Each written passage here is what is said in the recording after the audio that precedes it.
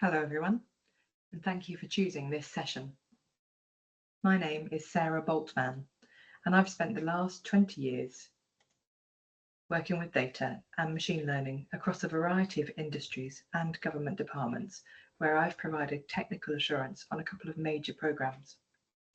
When the Digital Health Society formed an AI club to discuss how our health data is shared and used, I led the roundtable on AI safety and bias, so many of the ideas here are discussed in more detail in that white paper, and I've included a reading list of some very approachable, non-technical pop science books for those of you who want to learn more.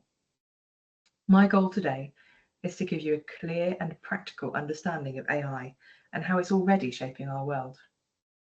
AI is no longer a futuristic concept.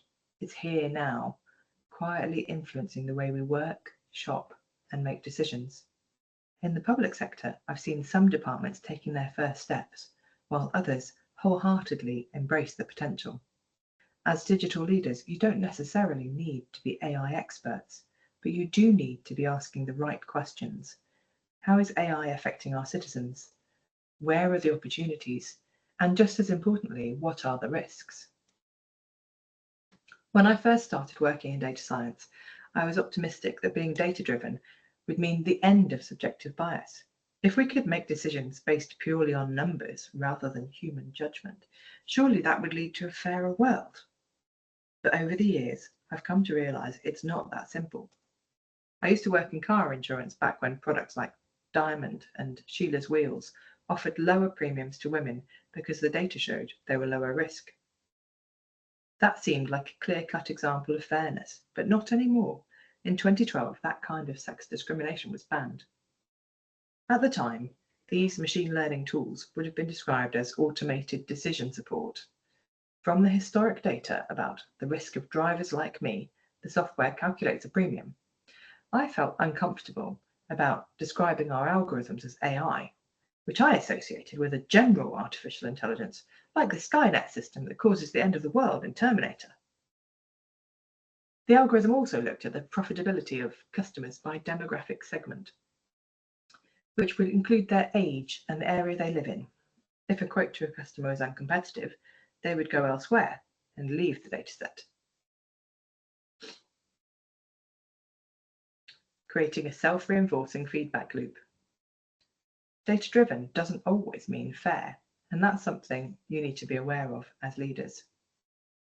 In Weapons of Math Destruction, Cathy O'Neill highlights how algorithms, meant to be fair and objective, can actually reinforce discrimination in car insurance rates.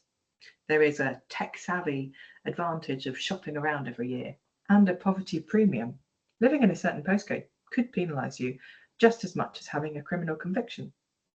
Even though the algorithm was supposed to predict risk, it ended up punishing people in poorer neighbourhoods more harshly, even when they hadn't been involved in any accidents or crimes. It's a stark reminder of how data-driven systems can unintentionally perpetuate inequality. So, it turns out, even if you remove the column called sex from your dataset, the model will find a proxy. In the UK, we've always had quite a persistent gender pay gap. The chart on the left shows how that's changed over time. From the top two lines, you can see for younger women, the gap isn't too bad. This data is quite old. It's from research The Guardian published back in 2014, but that gap just gets worse as you get to the women who would have started their careers back when things were less equal. And we see this translate through to having less women at the top of companies. Organisations like Women on Boards have done a great job of getting women into non-exec roles, so the stats for this year look more equal, but in reality, the majority of those high-paid roles are still older white men. The gender pay gap currently stands at around 15%. I should say that's across all jobs. If you compare full-time men to full-time women, it's not so bad, 7.7%. But the headline-grabbing figure is that 15%, which means that on average, a woman earns 85p for every £1 a man earns. Because I understand the psychology of loss aversion, I'm going to reframe that slightly. Instead of telling the women on this webinar they earn 15% less, I'd like to ask the men to imagine this. It's mid-November, you're going about your work as usual, and then you're told that your salary is being cut to zero for the rest of the year, just to even things out. How would that feel? Because in effect, that's the scale of the difference we're talking about. And the really interesting thing, many AI systems segment the population demographically. They will stratify the historic data and sort your records according to either income or wealth to assess you for fraud, for health, for profitability, because wealth correlates with so many things. It's a useful predictor, meaning that if we're not careful, big data doesn't just reflect these inequalities, it can actually embed them into the systems we use to make decisions. So as we talk about AI today, one of the big questions we need to ask is, how do we make sure we're not automating inequality? Of course, bias isn't just about gender. There's a lot of racial discrimination. But as a white woman, that's not something I've personally experienced. I realize I've gone into a lot of detail about gender because it's been such a big part of my own journey. But the reality is, AI can amplify biases across many different areas. Keon West, in The Science of Racism, talks about historic practices of segregation in the US still have an impact today. The founder of the Algorithmic Justice League, Joy Buolamwini, found that she had to wear a white mask to get her computer to unlock.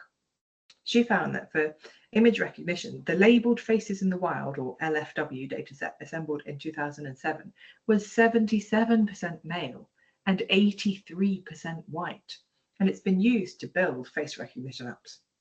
If we imagine a Venn diagram of race and gender, at the intersection of where Joy found herself as a Black woman, only 4% of the faces in the dataset were like hers. Underrepresentation in datasets, whether by gender or race, leads to worse outcomes. Professor West devotes a chapter to racism in recruitment. Studies show that identical CVs get fewer interview offers when they have names that sound Black.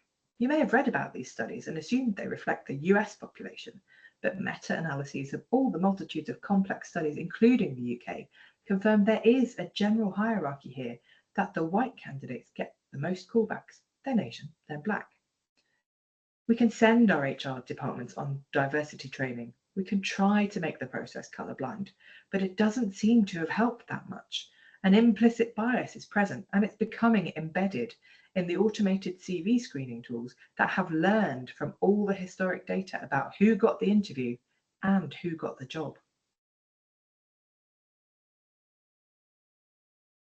So when we think about the AI systems we use every day, how is this manifesting itself?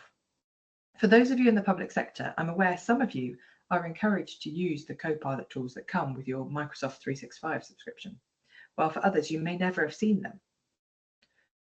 Autocorrect can jazz up your paragraphs, make them more stylish or warm and friendly, correct your spelling and grammar. But for the various systems that pre-populate forms or carry out any kind of name and address matching or validation, this can be problematic. When the COVID support schemes were implemented, employers could upload their list of employees in whatever format they had. So we then had to detect what's a surname, what's a forename, what's a national insurance number or postcode. Those last two have an alphanumeric format, so it's easy to write some rules to detect which is which. But what about if you mix up forename and surname? Some can be both. Dylan Thomas, for example. For employees, the most popular surnames are exactly what you might expect: Smith, Jones, Taylor. But for the self-employed list, there were additional names in that list: Patel, Singh. These are small business owners, taxi drivers, takeaways, corner shops. We were able to build a list of rules, but these days, AI tools auto-detect column types, but it's not transparent whether they're using a list of valid surnames. Some software vendors consider that proprietary information. For example, King could be a title or a surname. Hall might indicate the address for an organisation rather than a person. Wesley Hall. These pitfalls affect people with unusual names disproportionately. As the campaign in the picture shows, there is an autocorrect pay gap. Needing digital ID or a long UK credit history in order to verify identity online means that sometimes users get a very different service according to their channel of choice. In some cases, that may be better, more human service, but in many cases it's worse and relies on a long wait for a call centre operative or an in-person visit to a job centre to sort out universal credit. Forms are often designed to expect a stereotypical mum, dad and 2.4 kids in a household, rather than multi-generational living with several related adults in the house. We need to involve diverse users in the design of these data capture systems or online forms to spot the autocorrection errors, amongst other problems. Next, I want to touch on something Mustafa Suleyman talks about in his book, The Coming Wave, because it really drives home the challenge we're facing with AI. He argues we're at a critical moment where AI is advancing faster than our ability to control it. The risks aren't just about bias or job losses. They're about making sure AI remains safe, accountable, and aligned with human values as it becomes more powerful. So what do? Suleyman makes it clear that we can't rely on individual companies to self-regulate. AI development is expensive, and in a competitive global market, there's always the winner-takes-all pressure to move fast and worry about the consequences later. What would have once taken decades or years to propagate around the world is now almost instantaneous. Instead, he calls for proper governance, structured, enforceable rules that ensure AI is developed and deployed responsibly. We need diverse and representative data, accountability and regulation, fair and transparent algorithms. That means clear legal frameworks. AI can't exist in a legal grey area. We need regulations that define accountability. Who is responsible when an AI system makes a harmful decision? How do we make sure AI in hiring, policing, or lending is regularly audited for fairness? These need to be built into the law, not left to voluntary guidelines. Independent oversight. We need regulators with real power, not just advisory bodies, but institutions that can audit AI systems, demand transparency, and even pause development if necessary. In the same way financial services have strict compliance rules, AI needs structured checks and balances. Public investment in safe AI. If we leave AI safety entirely to private companies, it will always come second to profit. Governments need to fund research into responsible AI, just like they fund public health and cybersecurity.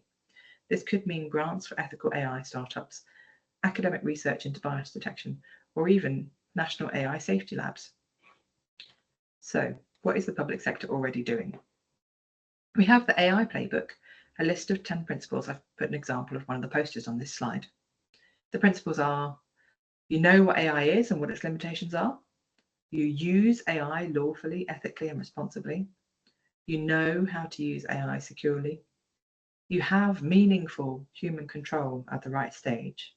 You understand how to manage the AI lifecycle. You use the right tool for the job. You're open and collaborative. You work with commercial colleagues from the start. You have the skills and expertise needed to implement and use AI, and you use these principles alongside your organization's policies and have the right assurance in place. There is plenty of opportunity for upskilling yourself and your team on civil service learning, and 10 Downing Street run an amazing data science internship called Evidence House, where you learn to build your own machine learning models from scratch in Python. You can apply or encourage your diverse team to. Remember, we will only break this cycle by actively encouraging underrepresented people to push themselves forward, giving as much support as we can. In various places Butterfly Data has carried out data projects, I've seen how civil servants can engage with professional bodies. For example, at Ofsted, they encourage their staff to sit their UK Statistical Society exams and give them study leave to do that. When you're producing statistics about schools that enable parents to make important decisions about where to send their kids, you need to have the skills to ensure those comparisons are accurate. At the Defence Infrastructure Organisation, the data analytics team are encouraged to join the Operational Research Society. They attend the conferences and subscribe to the magazines, because when you're trying to optimise how the whole defence estate is maintained, it helps to know your OR background is solid. The Department for Science, Innovation and Technology produced a guide to AI assurance last year. I've shown one of the useful diagrams from that handbook as part of the on the slide.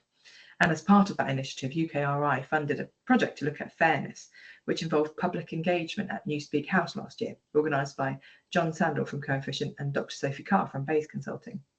We need to see more of this debate happening in the community, not in committee rooms. You can look at their website, Fairness Tales, for more information. Finally, this year, the government published their AI Action Plan, which includes plans for a national data library.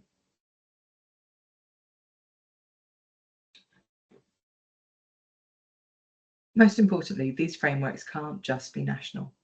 AI is a global technology, and regulation needs international coordination. The UK has already started discussions on AI safety, but we need stronger commitments to working with other governments and setting shared standards.